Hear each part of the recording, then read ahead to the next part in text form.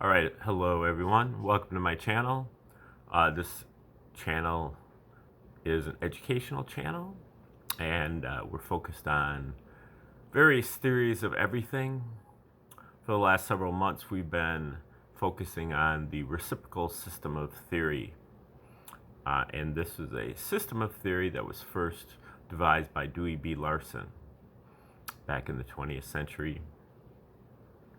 And the basic idea is that we live in a universe made out of motion. Not matter, not energy, but motion.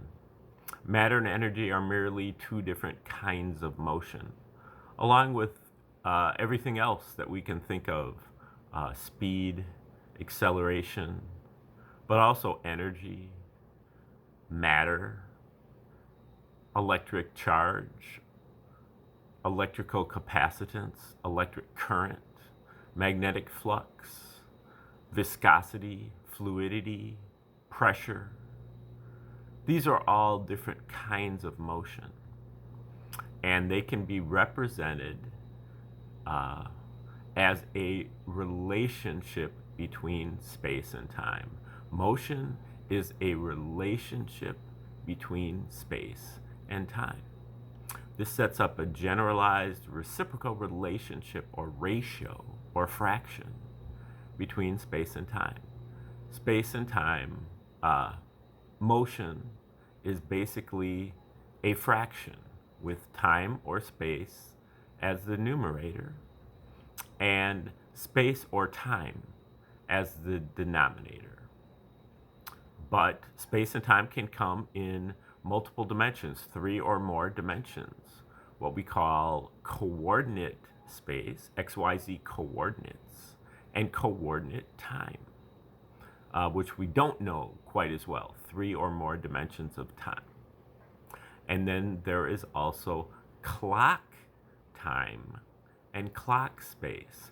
The clock is always getting later. Time is always getting later and later and later.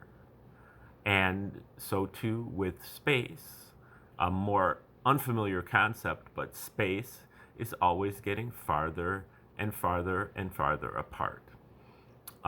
And this was observed by the Hubble telescope.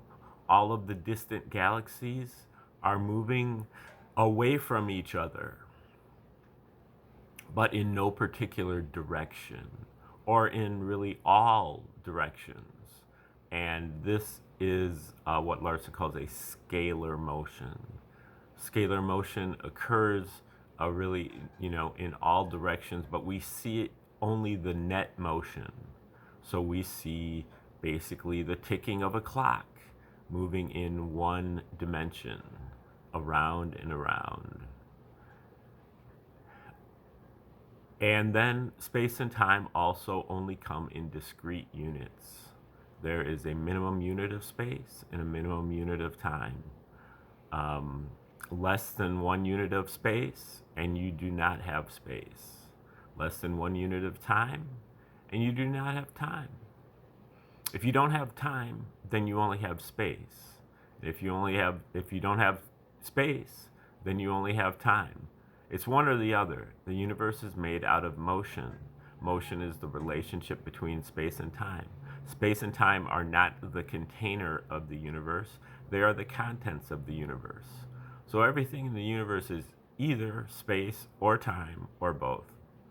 And then, in addition to this discrete unit postulate that everything has to be at least the time and space come in chunks, meaning that you have to have a minimum of 1 unit to have anything. If you have 1 unit of space in 1 unit of time, that is space over time is speed, just like the car is moving 25 miles per hour, 25 miles of space in 1 hour of time. But if you have 1 unit of space in 1 unit of time, you have the speed of light. Speed of light is what Larson calls unit speed. 1 over 1 equals 1. And unit speed is the boundary in Larson's universe between two different sectors of the universe, which he refers to as the material sector, that is the slower than the speed of light sector, and the cosmic sector, that is the faster than the speed of light sector. And then within each one of those is what Larson calls the time region inside the material sector, and the space region inside of the cosmic sector. And that is everything that is within the material sector, everything that is within a unit of space. If you don't have space, then you only have time. That is the time region. And if you don't, in the cosmic sector, if you don't have a whole unit of time, then you only have space. And that is what Larson calls the space region. So there's really four different sectors, four different regions of the universe, divided by the space, by the unit boundaries: unit speed, unit space, and unit time. And when you cross those boundaries, the rules flip.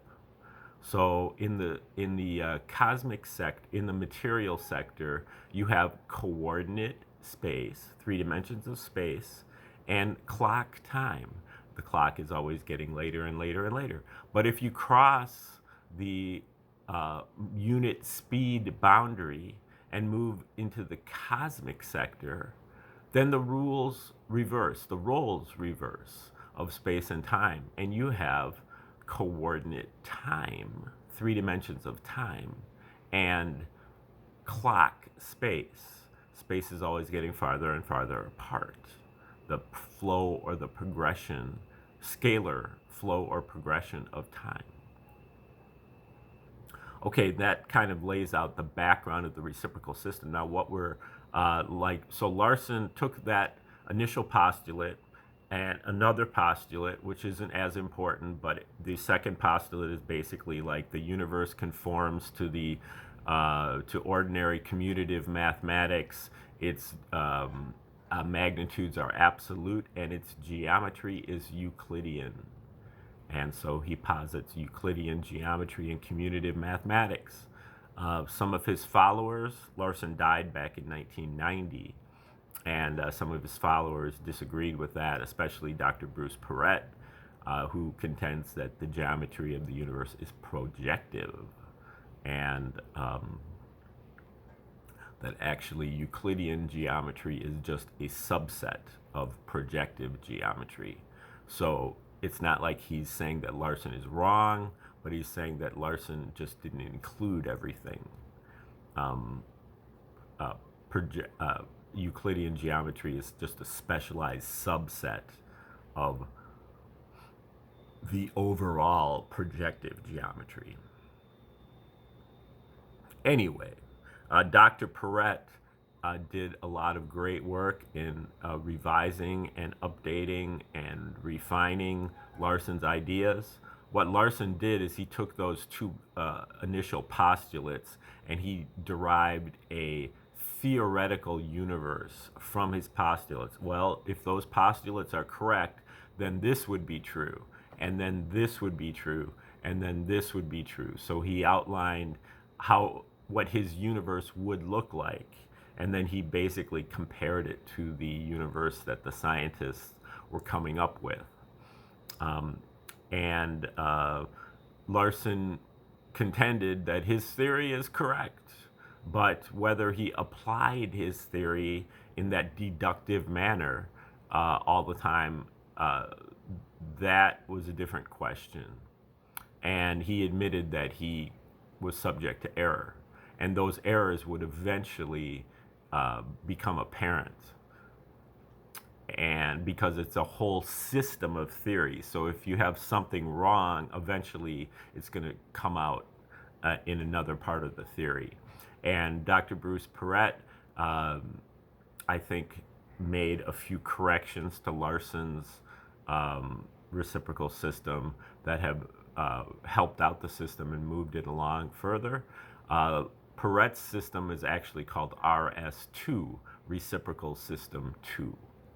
Now, Dr. Perret died also in 2020, but we are looking at one of his articles today, and this is the third article that he wrote under the name Daniel Phoenix 3.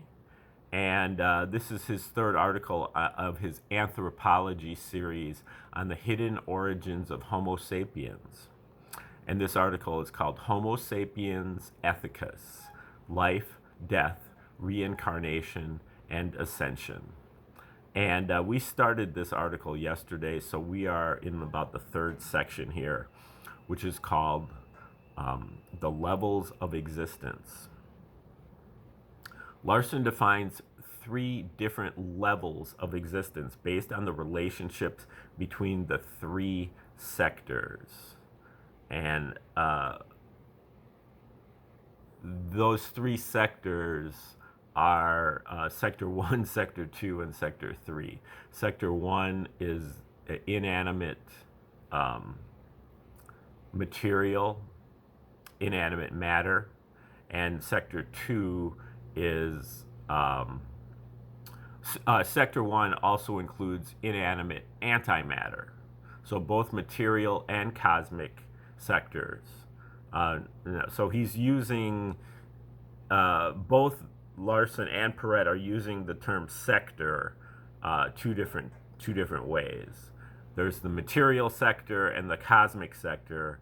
Then there's also Sector 1, which includes both of those, material and cosmic sector. And then Sector 2, which is a combination of material and anti-material, or inverse material, or what Larson calls cosmic material. When those 2 things combine, as Perret said in the last episode, they normally annihilate each other and turn into photons, a matter-antimatter collision. But if they combine in the right configuration, when they are perfectly out of phase, then they don't annihilate each other, and instead they reinforce each other and they turn into a living cell. So that is Sector 2, is the biologic, living, and that's the life unit, and that comes from a combination of matter and antimatter, or what you could also call that mind, body and mind, matter as body, antimatter as mind. But both of those things are inanimate. But when you combine the 2 of them, then you at the right angle or the right configuration, then you get a living cell. And then Sector 3 is referring to the metaphysical or the ethical, which is a biological unit, a living unit under the control of a Sector 3 unit, which is non-physical or beyond physical, metaphysical. I think he's going to explain this here, but number 1, inanimate, material or cosmic sectors, the atomic and chemical realm, matter or antimatter, combinations destructively interfere to produce energy or photons. Number 2, biologic, material and cosmic sectors, combinations constructively interfere to produce cells. The material, spatial aspect of life is the corpus, the body. The cosmic aspect of life is the anima. Both halves together are referred to as a life unit. And then Sector 3, ethical, material and cosmic and ethical sectors, a structure built upon the framework of space and time, but reaches beyond it. These ethical control units are cells of intelligence that we collectively refer to as consciousness. the influence of these cells upon the body, mind, and soul as the spirit, for which we will use the medieval Latin term animus, to eliminate preconceived notions concerning the concept of the spiritual.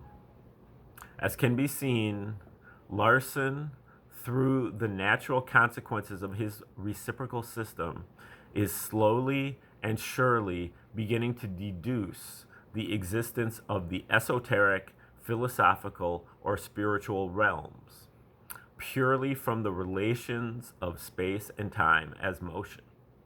And he is finding that they have the same structure as ancient literature suggests, with only the difference being that as the natural consequence of the theory, the attributes and properties of these levels, sectors, and units can be explicitly determined, as well as how they interact with each other. This gives us the basis to analyze evolving life, as well as the concepts that go along with life, such as bioenergy, which he also refers to as prana, chi, shen, kundalini, and other forms, death, reincarnation, and ascension. We don't have to guess when we can just deduce where life is going, how it is going there, and what we can do to assist this growth of consciousness.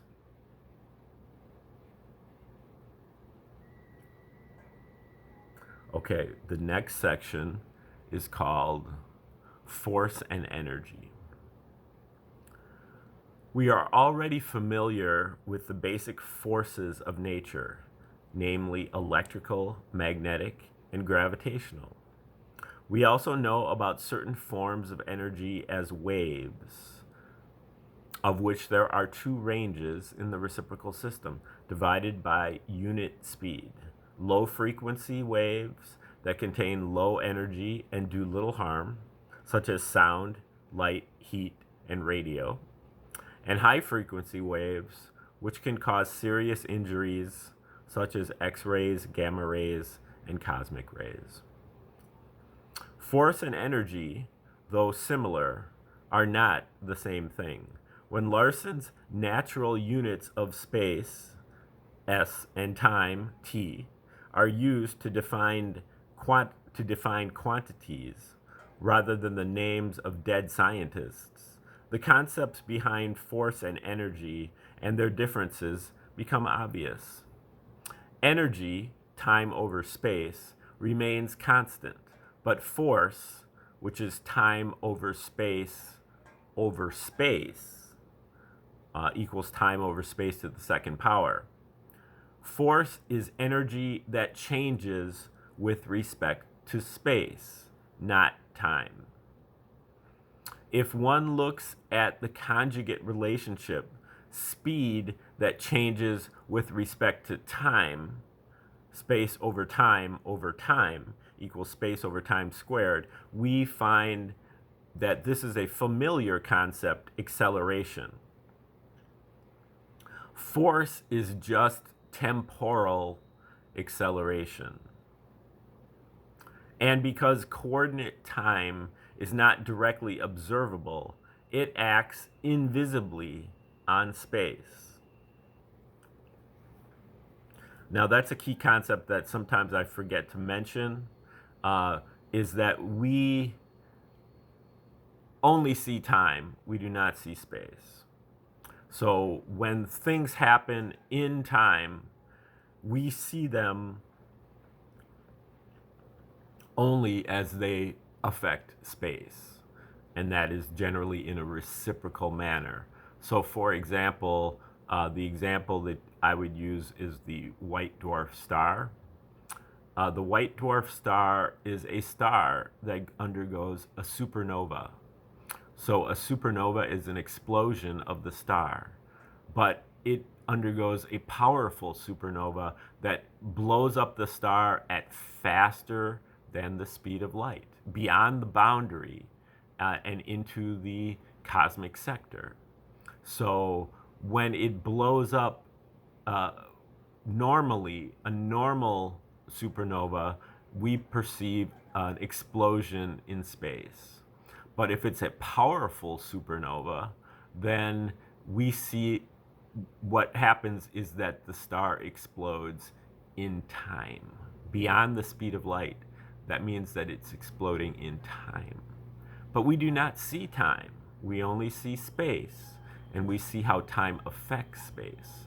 So what we see is the reciprocal. So instead of actually seeing the explosion in time, what we see instead is an implosion in space. And that becomes a white dwarf star, which is a very small, compact, and super dense star. That's the result of exploding beyond the speed of light and into time, which we don't see, but we see space, and we see its reciprocal effect. So that's what Larson is saying, what Perret here is saying, and because coordinate time is not directly observable, it acts invisibly on space. So that's what he's talking about here when he's talking about force. Force is a concept that we do not see directly, but only invisibly on space. This gives a clue as to the nature of energy and why we can only detect it by the way it changes space. Force and energy are temporal structures, moving with clock space, not spatial structures moving with clock time. As temporal structures, they exist in 3D time, or as physicists say, are localized in time. This is easily observed by the way a magnetic field moves iron filings, making the shape of lines of force.